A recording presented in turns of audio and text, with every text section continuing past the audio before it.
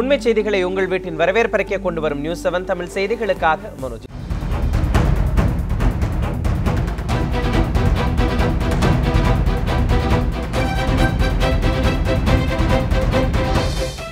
குடியரசுத் தலைவர் தேர்தல் ஜூலை 17ஆம் தேதி நடைபெறவுள்ளது. இந்நிலையில் இந்த தேர்தல் நடைமுறை மற்றும் வாக்குகள் குறித்து இப்போது பார்க்கலாம்.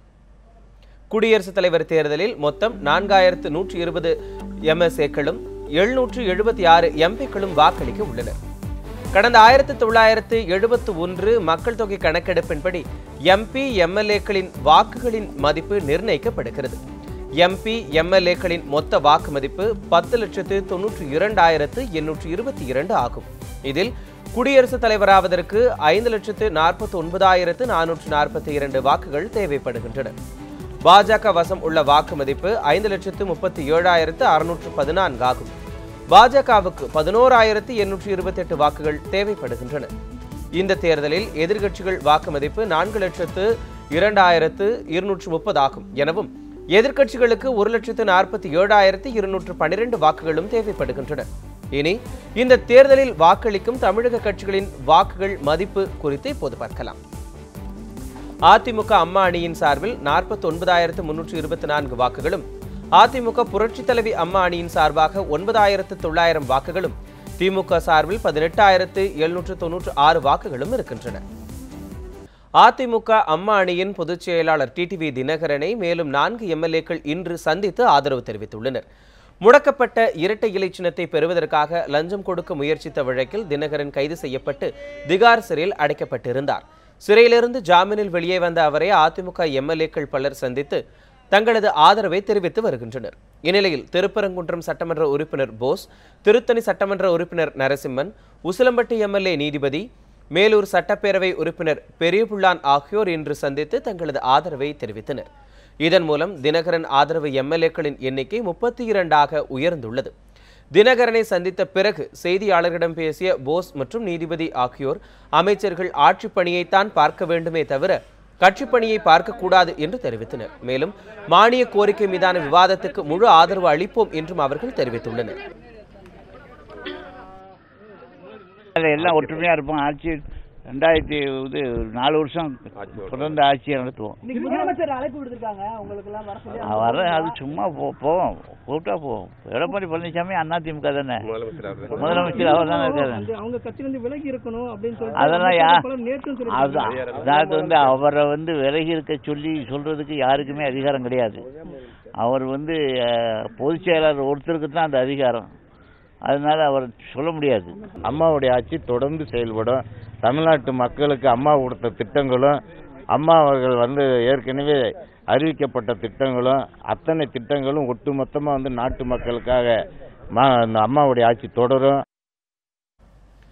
எடப்பாடி பழனிசாமி தலைமையிலான அரசுக்கு தங்களால் எந்த ஆபத்தும் வராது என முன்னாள் முதலமைச்சர் ஓ பன்னீர்செல்வம் தெரிவித்திருக்கிறார்.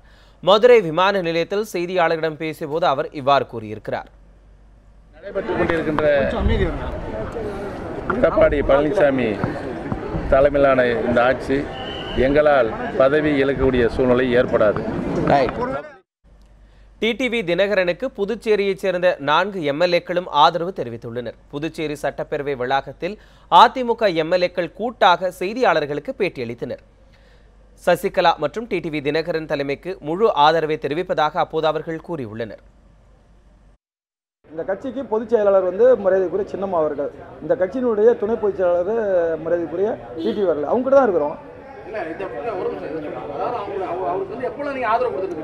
எப்போதுலேருந்து கிடையாது. அதாவது எப்போ அவங்க இந்த பொறுப்புக்கு வந்தாங்களோ அப்போதுலேருந்து இருக்கிறோம். மாண்புமிகு பிரதமர் அம்மா அவர்களுடைய மறைவுக்கு பிறகு இந்த இயக்கத்தையும் இந்த ஆட்சியையும் கட்டி காத்தவர் எங்களுடைய மரியாதைக்குரிய கழகத்துடைய பொதுச் செயலாளர் சின்னம்மா அவர்கள். எப்போ அவங்க அந்த பொறுப்பு இருந்தாங்களோ அப்போதுலேருந்து நாங்கள் அதில் தான் இருந்தோம். தமிழக சட்டசபை கூட்டத்தொடர் வரும் 14ஆம் தேதி முதல் ஜூலை 19ஆம் தேதி வரை நடைபெறும் என அறிவிக்கப்பட்டுள்ளது. சென்னை தலைமைச் செயலகத்தில் உள்ள சட்டசபை வளாகத்தில் சட்டப்பேரவை அலுவல் ஆய்வுக்குழு கூட்டம் சபாநாயகர் தனபால் தலைமையில் நடைபெற்றது. இந்த கூட்டத்தில் முதலமைச்சர் எடப்பாடி பழனிசாமி, அமைச்சர் கே. ஏ. செங்கோட்டையன், எதிர்க்கட்சித் தலைவர் மு. க. ஸ்டாலின், காங்கிரஸ் சட்டமன்ற குழு தலைவர் ராமசாமி, அதிமுக மற்றும் திமுக கொறடாக்கள் உள்ளிட்டோர் கலந்து கொண்டனர். இந்த கூட்டத்தில் சட்டசபை கூட்டத்தொடரை ஜூன் 14ஆம் தேதி முதல் ஜூலை 19ஆம் தேதி வரை நடத்துவது என முடிவெடுக்கப்பட்டுள்ளது. மொத்தம் 24 நாட்கள் நடக்கும் இந்த கூட்டத்தொடரில் துறை ரீதியிலான மானிய கோரிக்கைகள் மீதான விவாதம் நடைபெற இருப்பதாகவும் ஜிஎஸ்டி மசோதா உள்ளிட்ட முக்கிய மசோதாக்கள் நிறைவேற்றப்பட இருப்பதாகவும் சபாநாயகர் தனபால் தெரிவித்திருக்கிறார். இப்போ கொஞ்ச நேரத்துக்கு முன்ன கூடின அலுவல் ஆய்வுக்குழு இப்போ நடைபெற இருக்கிற இந்த சட்டமன்ற கூட்டத்தொடருக்கு எத்தனை நாட்கள் நடத்துவதென்றும் என்னென்ன நாட்களில் எந்தெந்த மானிய கோரிக்கையை எடுத்துக்கொள்வது என்றும் பேசி இறுதியாக முடிவெடுத்திருக்கிறோம். ஆக 14ஆம் தேதி கூடுகிற இந்த சட்டப்பேரவை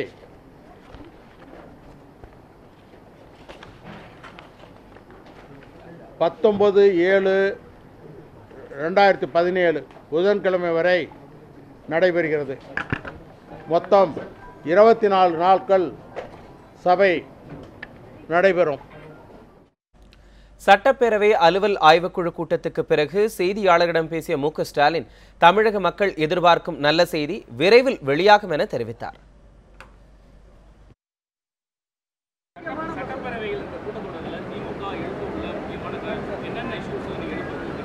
அது இப்போ சொல்ல முடியாது. பொறுமையா இருங்க. மக்கள் எதிர்பார்க்கக்கூடிய வகையில், நீங்கள் மகிழ்ச்சி அடையக்கூடிய வகையில் நல்ல காரியங்களாக நடக்கும். பொறுத்திருங்கள். திமுக தலைவர் கருணாநிதியின் சட்டசபை வைர விழாவை முன்னிட்டு சட்டசபையில் சிறப்பு தீர்மானம் நிறைவேற்ற வேண்டும் என திமுக, காங்கிரஸ் மற்றும் இந்திய யூனியன் முஸ்லீம் லீக் சார்பில் சபாநாயகர் தனபாலிடம் மனு அளிக்கப்பட்டுள்ளது.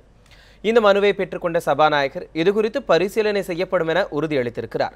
அண்மையில் திமுக சார்பில் கருணாநிதியின் 94வது பிறந்தநாள் விழா மற்றும் சட்டப்பேரவையில் 60 ஆண்டுகள் பணியாற்றியதை பாராட்டும் வகையில் வெகு விமரிசையாக வைர விழா கொண்டாடப்பட்டது குறிப்பிடத்தக்கது. தமிழக காங்கிரஸ் கமிட்டி அலுவலகமான சத்தியமூர்த்தி பவனில் நிர்வாகிகளுக்கிடையே அடிதடி ஏற்பட்டதால் அங்கு பதற்றம் நிலவியது. ராகுல் காந்தி வருகையின் போது முக்கியத்துவம் அளிக்கப்பட்டது, பொறுப்புகள் பெறுவது உள்ளிட்ட விவகாரம் தொடர்பாக மகளிர் அணி நிர்வாகிகளுக்கும் பிற அமைப்புகளின் நிர்வாகிகளுக்கும் இடையே மோதல் ஏற்பட்டதாக தகவல்கள் வெளியாகியுள்ளன. திருநாவுக்கரசர் அறையின் முன்பாக மோதிக்கொண்டதால் பரபரப்பு ஏற்பட்டது. பெண்களிடையே மோதல் ஏற்பட்ட நிலையில் அவர்களின் கணவர்களும் அங்கு இணைந்ததால் ஒருவரை ஒருவர் சரமாரியாக தாக்கிக் கொண்டனர்.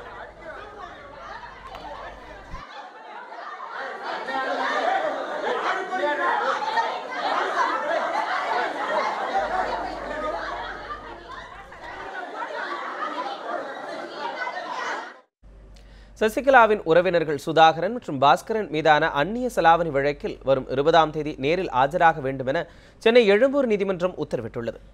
சென்னையில் சூப்பர் டூப்பர் டிவி என்ற தனியார் தொலைக்காட்சி நிறுவனம் நடத்த இருவருக்கும் 44,040 சிங்கப்பூர் டாலர்கள் முறைகேடாக பணப்பரிமாற்றம் செய்யப்பட்டதாக புகார் எழுந்தது. இதுகுறித்து கடந்த 2002ஆம் ஆண்டு சென்னை எழும்பூர் பொருளாதார குற்றவியல் நீதிமன்றத்தில் அமலாக்கத்துறை வழக்கு பதிவு செய்தது. இந்த வழக்கு இன்று விசாரணைக்கு வந்தபோது பாஸ்கரன் மட்டும் நேரில் ஆஜரானார். மேலும் கர்நாடக சிறைத்துறை சார்பில் எழும்பூர் நீதிபதிக்கு ஃபேக்ஸ் மூலமாக கடிதம் ஒன்று அனுப்பப்பட்டிருந்தது.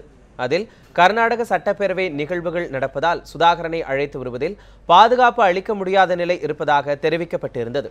இதனை ஏற்றுக்கொண்ட நீதிபதி வரும் 20ஆம் தேதி பாஸ்கரனும் மற்றும் சிறையில் இருக்கும் சுதாகரனும் நேரில் ஆஜராக வேண்டும் என உத்தரவிட்டார். நாட்டிலேயே முன்னோடி முயற்சியாக சென்னை மக்களுக்கு கல்குவாரியில் இருந்து நாளை முதல் குடிநீர் விநியோகம் செய்யப்பட உள்ளது. கடந்த ஆண்டு பருவமழை பொய்த்ததால் சென்னையில் கடும் குடிநீர் தட்டுப்பாடு ஏற்பட்டது. புழல், சோழவரம் மற்றும் பூண்டி ஆகிய ஏரிகள் முற்றிலுமாக வறண்டு போயின. இதனையடுத்து தமிழக அரசு சார்பில் சிக்கராயபுரம், திரிசூலம், அனகாபுத்தூர் உள்ளிட்ட பகுதிகளில் உள்ள கல் குவாரிகளில் உள்ள தண்ணீரை எடுத்து சென்னை மக்களுக்கு குடிநீராக வழங்க முயற்சி மேற்கொள்ளப்பட்டது. இதற்காக 3 கிலோமீட்டர் தூரத்துக்கு குழாய்கள் அமைக்கப்பட்டு செம்பரம்பாக்கம் ஏரிக்கு கொண்டு செல்லப்பட்டு அங்கிருந்து சென்னைக்கு குடிநீர் விநியோகம் செய்யப்பட உள்ளது. திருப்பதியில் தமிழக சட்டக்கல்லூரி மாணவரை 18 மணி நேரம் காவல் நிலையத்தில் வைத்து சித்திரவதை செய்திருப்பதாக சிபிஎம் கட்சியினர் சித்தூர் மாவட்ட காவல்துறையினரிடம் புகார் அளித்துள்ளனர். காஞ்சிபுரம் மாவட்டம் மகாபலிபுரம் அடுத்த வெம்பேடு கிராமத்தைச் சேர்ந்த ஸ்டாலின் என்பவர் திருப்பதியில் உள்ள தனியார் சட்டக்கல்லூரியில் படித்து வருகிறார். அங்குள்ள சிபிஎம் அலுவலகத்தில் தங்கி கல்வி பயின்று வரும் இவர் கடந்த ஞாயிற்றுக்கிழமை இரவு தனது நண்பர்களை பேருந்தில் ஊருக்கு அனுப்பிவிட்டு திரும்பி இருக்கிறார். அப்போது சந்தேகத்தின் பேரில் போலீசார் ஸ்டாலினை பிடித்து விசாரணை என்ற பெயரில் தாக்கி 18 மணி நேரத்துக்கு பிறகு காலையில் விடுவித்ததாக கூறப்படுகிறது. இதனையடுத்து ஸ்டாலினை தாக்கிய போலீசார் மீது நடவடிக்கை எடுக்க வேண்டும் என சிபிஎம்மின் சித்தூர் மாவட்ட தலைவர் குமார் ரெட்டி ஏஎஸ்பி சுவாமியிடம் புகார் அளித்திருக்கிறார். அதே மாதிரி உடனே ஃபோனை நான் யாருக்கும் தொடர்பு கொள்ள முடியாத அளவுக்கு வந்து என்னுடைய ஃபோன் வந்து பிடுங்கிக்கினாங்க. அதேமாரி என்னை உடனே வந்து என்னை கூட்டின்னு வந்து ஈஸ்ட் போலீஸ் ஸ்டேஷன் திருப்பதியில் வந்து என்னை வந்து உட்கார வச்சாங்க. சாதாரண பெரிய கைதி போல் எனக்கு கீழே வந்து உட்கார வச்சு எந்த விசாரணையும் மேற்கொள்ளாமல் கடுமையான தாக்குதல் என்பது என் மேலே வந்து நடத்தப்பட்டது. பூட் காலால் வந்து என்னை வந்து அடித்தாங்க. அதேமாரி சட்டக்கல்லூரி ஆந்திராவிலிருந்து தமிழ்நாட்டிலிருந்து வந்து இங்கே படிக்கிற சட்டக்கல்லூரி மாணவர்கள் மீது எல்லாம் பொறுக்கி புறம்போக்குன்னு சொல்லி இழிவுதனமாக பேசக்கூடிய சூழ்நிலை என்பது அங்கே நடத்தப்பட்டது. அதேமாரி வந்து நீ தமிழ்நாட்டை சேர்ந்தவன் உன்னை ரயில்வே ட்ராக்கிலே வந்து உன்னை சாவடிச்சிருன்னு சொல்லி ஒரு கொலை மிரட்டல் வந்து என் மேலே நடத்தப்பட்டது. வங்கிகளுக்கான வட்டி விகிதங்களில் மாற்றம் எதுவும் இதுவரை செய்யப்படவில்லை. வங்கிகளுக்கு ரிசர்வ் வங்கி வழங்கக்கூடிய குறுகிய கால கடனுக்கான வட்டி விகிதம் ரெப்போ ரேட் தொடர்ந்து 6.25% இருக்கும் எனவும் ரிசர்வ் வங்கி ஆளுநர் உர்ஜித் பட்டேல் அறிவித்திருக்கிறார். இதேபோன்று ரிவர்ஸ் ரெப்போ எனப்படும் வங்கிகள் ரிசர்வ் வங்கிகளுக்கு அளிக்கும் கடனுக்கான வட்டி விகிதம் 6% எனவும் அவர் தெரிவித்திருக்கிறார். விவசாய கடன் தள்ளுபடியால் நாட்டில் நிதி சிக்கல்கள் ஏற்படும் என குறிப்பிட்ட உர்ஜித் பட்டேல் கடன் தள்ளுபடி வழிமுறைகளை எச்சரிக்கையோடு கையாள வேண்டும் என்றும் அறிவுறுத்தியிருக்கிறார். நிதி பற்றாக்குறையை சமாளிக்க அரசு கடந்த 2 ஆண்டுகளாக எடுத்து வரும் நடவடிக்கைகளை இது வலுவிழக்க செய்யும் என்றும் ரிசர்வ் வங்கி ஆளுநர் உர்ஜித் பட்டேல் தெரிவித்திருக்கிறார்.